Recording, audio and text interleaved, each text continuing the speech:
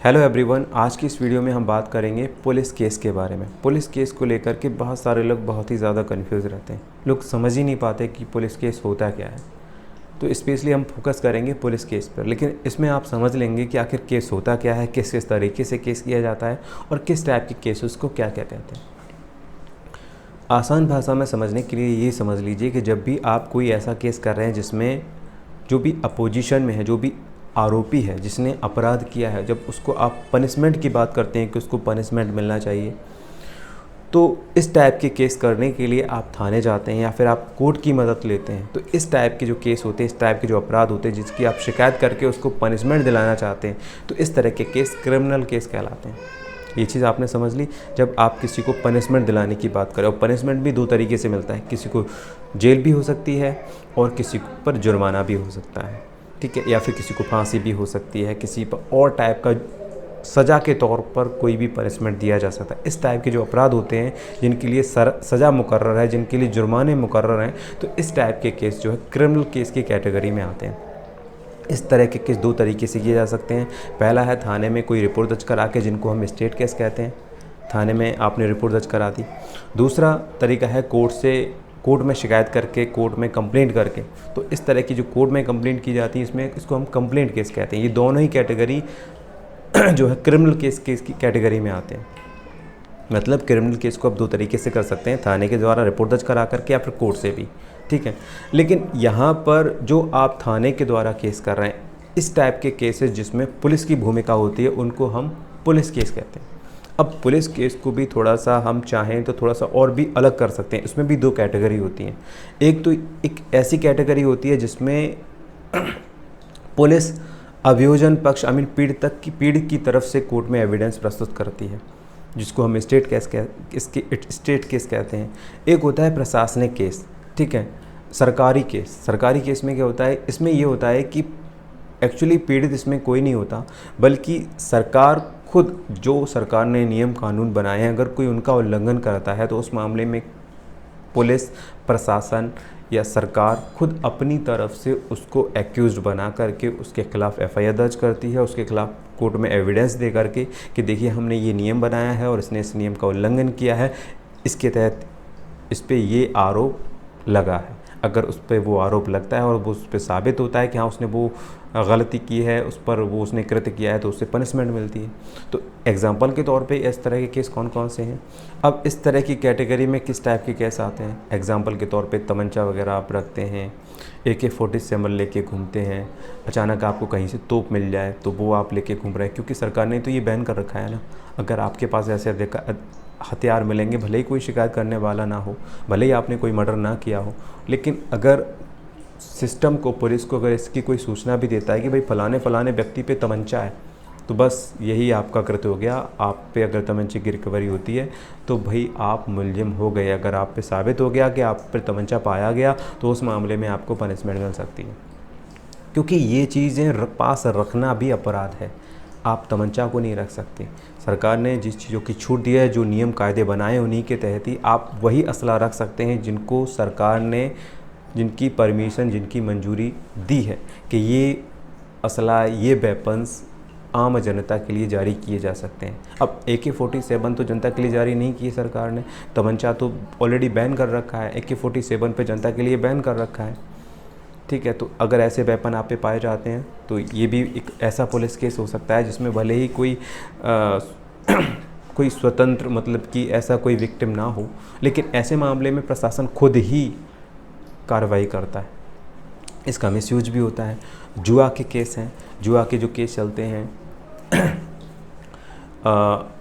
जो narcotic drugs के case हैं, जहर खुरानी, जिसको बोलते हैं हम क्या बोलते हैं, जैसे कि अफ़ीम, गांजा और हीरोइन, जो ऐसे नशीले पदार्थ हैं, उनको भी रखना भी अपराध है। इसको बैन कर रखा है सरकार ने, लेकिन फिर भी कोई यूज़ करता है तो वो कहीं ना कहीं अपराध कर रहा है।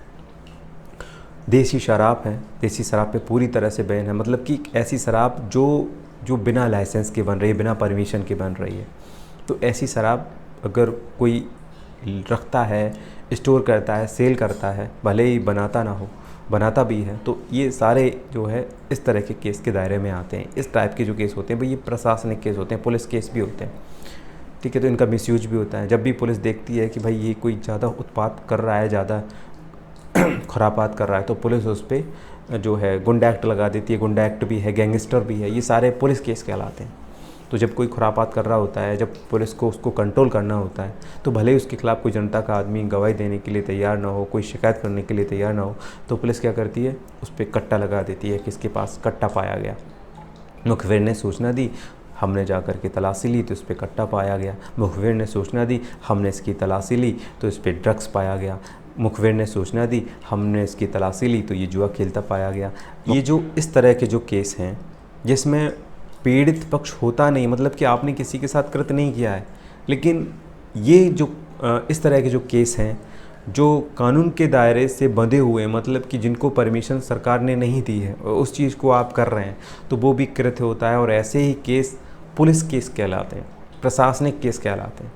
और ऐसे केस भी जो पुलिस लड़ रही होती है, जो आप थाने के ज़रिए जो भी आप एफआईआर दर्ज कराते हैं, तो ऐसे भी केस पुलिस केस कहलाते हैं। लेकिन यहाँ पे थोड़ा सा अंतर मैंने आपको बता दिया।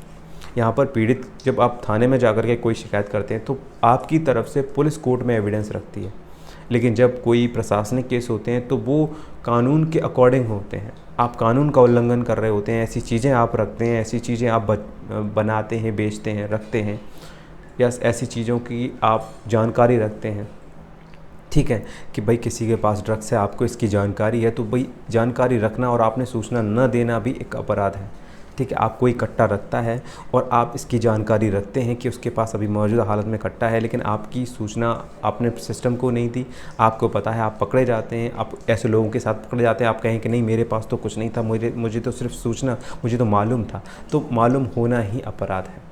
आपको अगर ऐसी कोई भी चीज़ जो बैन है, अगर इसकी जानकारी भी है, तो जितना जल्दी हो सके सिस्टम को कवर कीजिए कि फ़लाना फ़लाना व्यक्ति फ़लानी चीज़ रखे हुए है, ठीक है। तो पुलिस आएगी, उसकी तलाशी लेगी, ठीक है, उस पर मिलता है तो उस पर खिलाफ कार्रवाई करेगी, या फिर ऐसे इंसान से आप दूर हो जाइए, बहुत ज़्यादा दूर, ताकि आप ना फंसें।